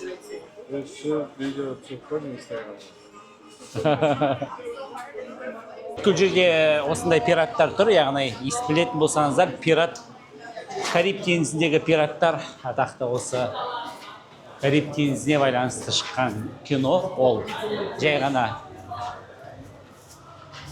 кино емес, ол тарих боларын. Бәлкім әлі күнге дейін бар шығар. Қалай ойлайсыз, қазір пираттар бар ма? Біреуі қалған дейді. Біреуі қалған? Иә. Аха. Бірақ ол пират емес екен. Кім екен? Кейбір жерде. Norwegian бұл отбасымен келуге болатын, яғни семьямен жүретін, балабақшасы бар ішінде. Қараңдар, қандай керемет біздің кемелер. Порт. Hi, ahoy! Hello, from Kazakhstan. How are you? Yeah. We are from Philippines. From Goa. Philippines. Yeah. Goa. Restoranda түсіріп болмайды.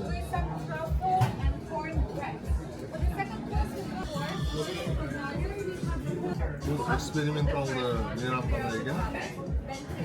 Бұл жерде барлық тағамдар.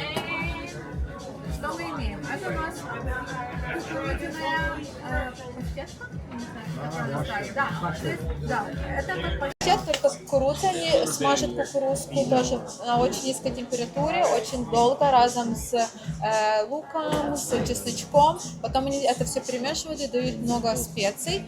Voila! Please feel this. Апамыз маған айтып жатыр да, қысылмаңыз, бұл өмір. Please give me 2 minutes. Give 2 more. Жеуге болмайды дейді. Прямо соус алып келемін. Жегім кеп тұр мен. Кәдімгі ма? Біз соусы жеп көрейінші. Түтін иіс шығады. Соус алып келіп жатыр. Ана сен жегеніңді қойса, немен? Сүршімен көрсең қалай қылып. Жегеніңді қазір ренжіп қалады. The fresh one, the pickled one, and cucumber cherry on the side. Everything is finished with butternut sauce with pasta on the side. Okay? У нас есть лосось. Это сгущен? Это для меня кефир. Это как кефирчик, да. Я не знаю, как это обозвать на английском. Пусть будет сгущенка здесь. Баттермилк соус они это называют. Это у нас как будто кефирчик, то есть он немножечко кисловатый, немножко кисловатый. Он хорошо балансирует с сладким лососем. Лосось маринировали немного в соке лайма, потом его просто проходили вогням, я не знаю, как сказать. Они просто берут огонь и проводят вот так вот. Я найт болам дегенше. Соны жегім кеп баратыр да? Мынау біздерде Бұл жерде клиенттер эксперимент үшін келеді. Олардың мақсаты бізге ұнау емес екен. Сол өзінің ойына келген тамақтар істейді. Сен келіп баға бересің.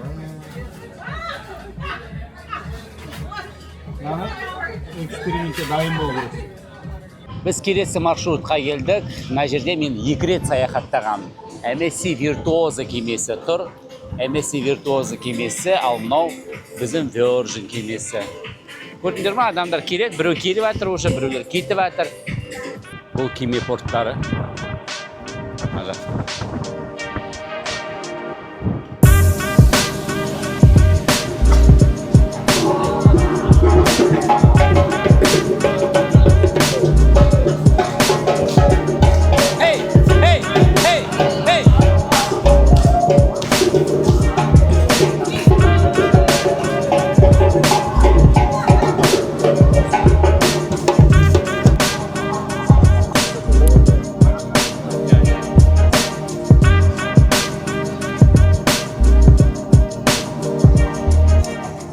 Мысалы, көп порт қалалар бар ғой Нұреке. Неде орналасқан? Центрі қаланың, порттың қасында орналасқан көп жерде негізінде. Мынаны қарасаңыздар, қандай әдемі вид, қандай әдемі жерге келгенбіз біздер. Сент-Кейтстің сұлулығын қарасаңдар. Oh my god! Вау! Үш кеме келді ғой, 3 кеме. Вау. Мына бір жағы Кариб теңізі, бір жағы Атлант мұхиты. ар жақта жанартау тұр, қаланың символы болып келетін, елдің символы. Өте күшті жер. Алпамыс айтқандай, мына жерде бір жағынан Кариб теңізі, екінші жағынан Атлант мұхиты, иә? Біз енді ойбай, кіріп кетті. Мен тікенек көрмегеніме 25 жыл болған шығар, 25 жыл.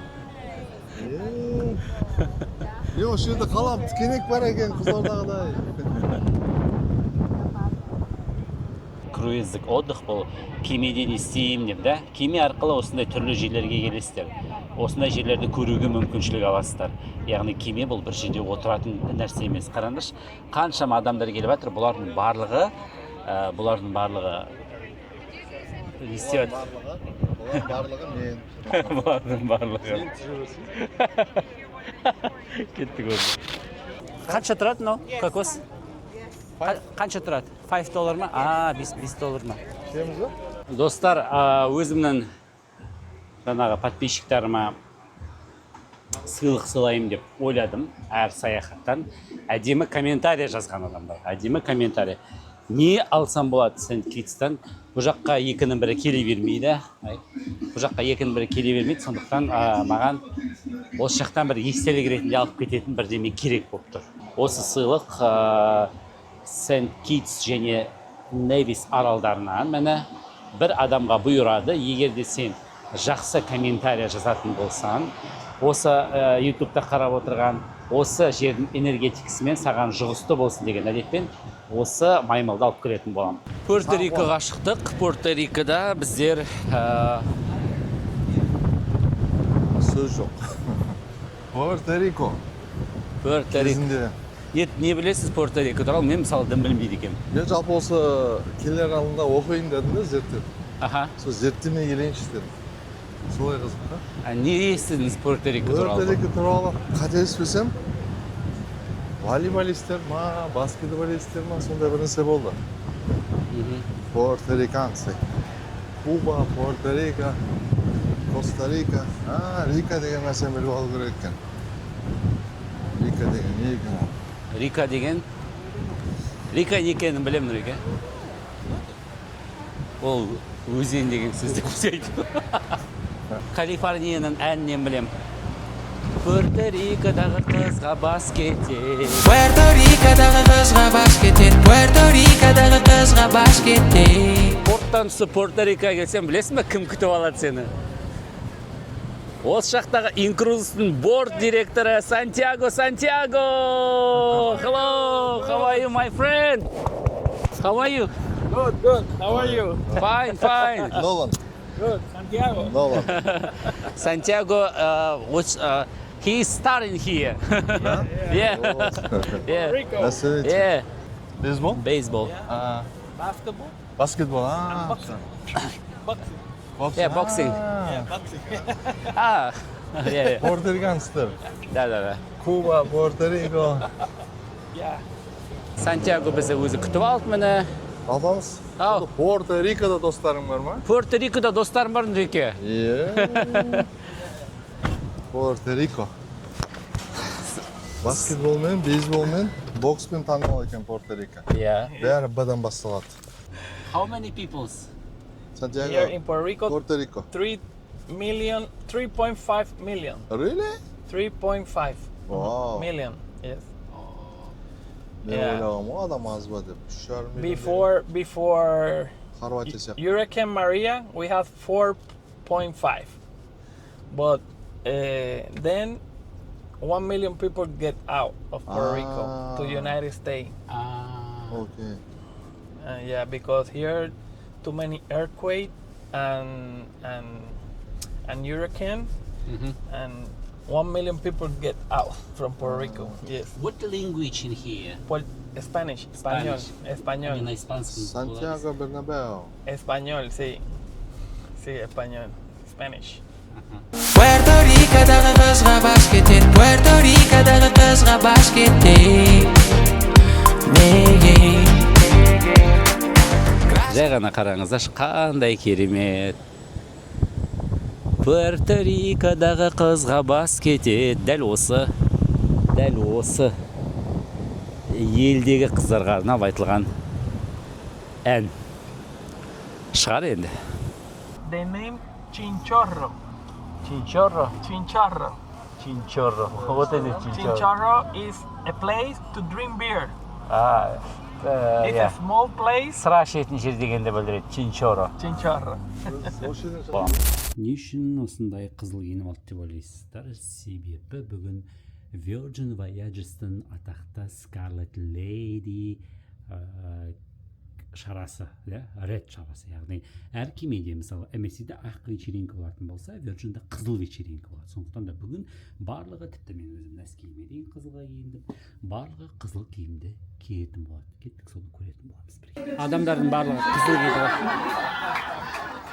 Now, my friends, before I send you on out, I'm going to quickly teach you a Scarlet Night kiss. All right, you're going to do 2 fingers up in the air. There you go. You draw an S, and you blow a kiss. There you are. Happy Scarlet Night, my friends. I will see you right back here at 9 o'clock. I'm going to take the foodie. Don't hear me tell the story again. I'll be doing it at 7:45. Thank you so much. Thank you. Biz Meksikanda restoranға келе жатырмыз. Бұл жерде болған жоқпыз ба? Бұл жерде болды. Бірақ шаршап кетіп жемей кеттік.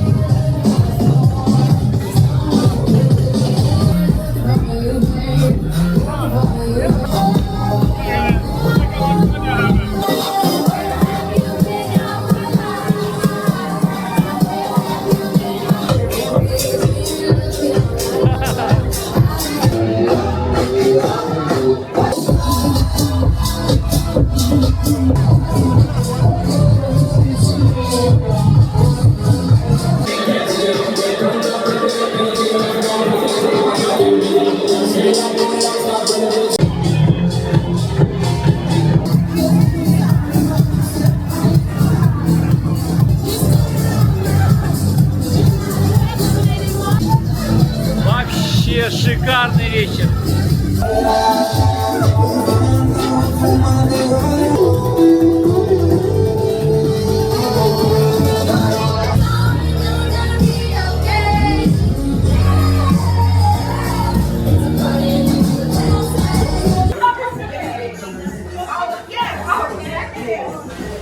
Барлық нелер осылай тұрады.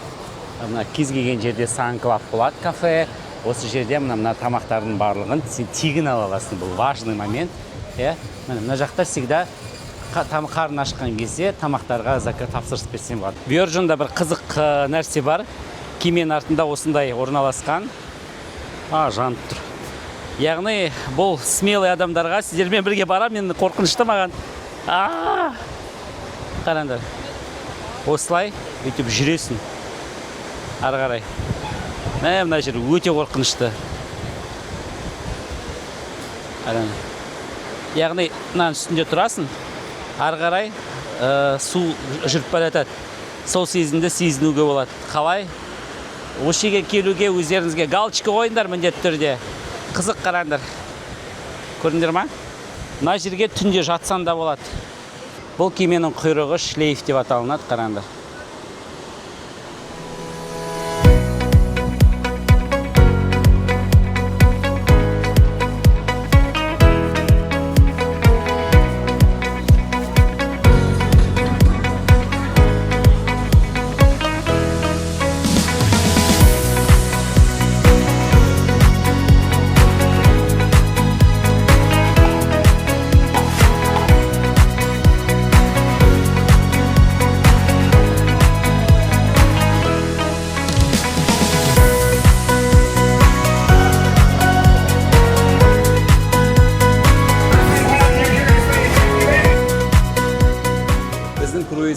аяқталды. Өзіміздің багаждарымызды алу үшін қазір түсіп келе жатырмыз. Но бізбен бірге осы 9 күнді өткізген саяхатшылар барлығы да келе жатқан. Все, Нұреке, круиз аяқталды. Осымен бітті. Круиз аяқталды. Қалай екен алғашқы круизіңіз туралы пікіріңіз? Енді бар ғой, дәл қазір пікір айтқым келіп тұрған жоқ. Неге? Өйткені мен маған қатты ұнады. Сондықтан мен қоштасқым келіп тұрған жоқ та. Пікір айтып, өйткені пікір айтсам, бір қоштасқандай боласың. Бірақ енді шыны керек, саяхат деген жаман болмайды ғой. Құдайға шүкір, өте жақсы демалып, бір кемеде демалған бір ұнағаны, мысалға кемедегі демалу, Түркиядағы бір отельдер болады, күшті тамағы бар, 3 мезгіл тамағы бар, демаласың, қатты қиналмайсың. Солай қатты қиналмайсың, тамақ, 3 мезгіл бәрі бар. Бірақ кеме қыдырып жүреді, бір орнында тұрмайды. Отель сияқты ше. Сен бір аптада 10 күнде 4-5 мемлекетті аралап келесің. Қаншама қалалар, қаншама аралдар. Ей, тыныш! Мен демалып келедім. Өте қыз. Осы саяхаттағы ең ұнаған нәрсе не? Топ 1, 2, 3. Кемедегі персонал. Жұмыс істеп жатқан адамдар, сервис. Енді бар ғой, күнде рахмет деп айтып шықтық қой. Енді сервис бар ғой, сөзбен жеткізе алмайсың. Не деген, адамды деген жақсы көру. Жұмысын жақсы көру, өмірді жақсы көру. Тамақтары ғой. Тамақтары. Мейрамханалар. Маған қатты ұнағаны күнде күшті андай болады ғой. Ерекше бір тағамдарды қайталанбайды. Испанский дейді, мексиканский, итальянский ресторандар. Французский сервистер енді. Шын айтайын, талай ресторандарда болды ғой, бірақ енді мына кемедегі мейрамханаларға риза болдым. Олар шынымен де Yes. My Instagram? Yeah. Дос болып кеттік осылай. My Instagram. That's it right there? All right, cool. I'll find you. Hold on, let me see. Нұреке, үшінші топ 3. Үшінші енді маған. Сізге жеке өзім. Мен жеке өзіме жалпы ағылшын тілін үйренгім келіп жүр да. Енді өзім 46-ға келіп қазір бәрі өз кезінде, жас кезінде үйрену керек екен ғой бәрі нәрсе. Маған орта ұнады, бары ағылшынша сөйлеп, солармен шамалы үйреніп қалдым. Жалпы араласып тұру керек. Сосын тағы бір ұнаған жері кемеде әлемнің барлық жерінен келген қонақтар, сосын үлкен кісілер өте көп екен. Неге оны айтам? Жалпы қай мейрамханада үлкен кісілер отырады, өзімде сондай лайфхак шетелде. Егер үлкен кісілер ресторанда көп болса, яғни ол ресторан шынымен де дәмді, өйткені олар білетті ол мейрамхананы. Жылдармен тексерілген. Сондықтан да мына кемеде үлкен кісілердің жүргені қуантады. Қаншама кісілер демалып жүр. Жалпы осы 10 күнде Алпамыс өзіңе рахмет. Өмірімде қызықты бір демалыстардың бірі болды. Келесі круиз қашан? Келесі круиз келесі аптада шығар десе. Нұреке, сізге рахмет көп бірге саяхаттағаныңыз үшін. Саған рахмет. Круизде бір-бірімізбен жақсы жерлерде саяхатта кездесіп жүре берейік. Бірақ мен үшін круизға шығу өте алыс, қымбат сияқты көрінген. Майами қайда, мен қайда деген сияқты. Бірақ Майамиға ұшып келдік. Міне бүгін аяқталды. 80 күн демалғандай болдым ғой. Солай болды, иә? Балалық кездегі лагерді бітіріп шығып жатқан сияқты сезімде. Иә, мен мысалға, шынымен де лагер сияқты. Бізде өмірімізде сондай балалық кездегі лагерлер азайып кетті ма, жоқ болып кетті ма, сондай болып кетті ғой. Керек екен. Жалпы адамға, қоғамға. Мысалы, жаңа кемеге, жаңа круизге баратын адамдар ғой. Солардың арттарында тұрып алғым келіп тұр. Нұреке, жақсы, Қазақстанға сәлем айтыңыз. Осымен бітті. Аман болыңыз, жақсы жетіп алдыңыз Қазақстанға. Мен қайттым. Кеме жақсы, бірақ Қазақстаныма жетпейді. Ол енді жай сөз емес. Шынымен де шетелге барған кезде көп нәрсе көресің ғой шетелде. Анаусы жақсы екен, мынаусы жақсы екен деп. Бірақ Қазақстанға жетпейді ғой. Бір ой қалмайды ғой, осы жерде қалайыншы, осы жерде тұрайыншы деген. Сағынатындай еліңіз болғанына шүкір. Айтпа. Мен келіншегімнен сұраймын ғой, Айкоштан. Енді көптеген елдерге баруға тырысамыз. Көп елдер ұнап қалады. Сөз Айкоштан сұраймын ғой, осы елде тұрар ма едің, мүмкін 1-2 жыл деймін ғой. Сөйтіп келіншегім айтады ғой. Жоға. Ұнамайды мүлдем дейді ғой. Елге қайтайықшы деп. Сол сияқты бәрі жақсы. Бірақ жаным Қазақстан сағынып кетті. Дәу мемлекетімді. Мұндай Қазақстанға барым кепті. Достар, мен де өзім аяқтағым келіп тұр. Жалпы бұл менің 9-шы круизімнің аяқталуы. Ертең келесі айда 10-шы круизім басталады. Не айтқым келеді? Шынымен де Нұрлан Мырзаға круиз ұнады. Жаңа өз сезімін бөлісіп тұр ғой. Мен айтқым келетіні маған өзіме ұнады. Мысалы, круизге бұрында бір рет ойлайтын, бір рет бақып көрсем болады деп. Бақып келгеннен кейін екінші рет бақым келіп тұрады. Екінші рет сол сезімді көргілеріңіз келіп тұрады. 9 круизді көріп, мен қазір 10-шы круизға бақым келіп тұр.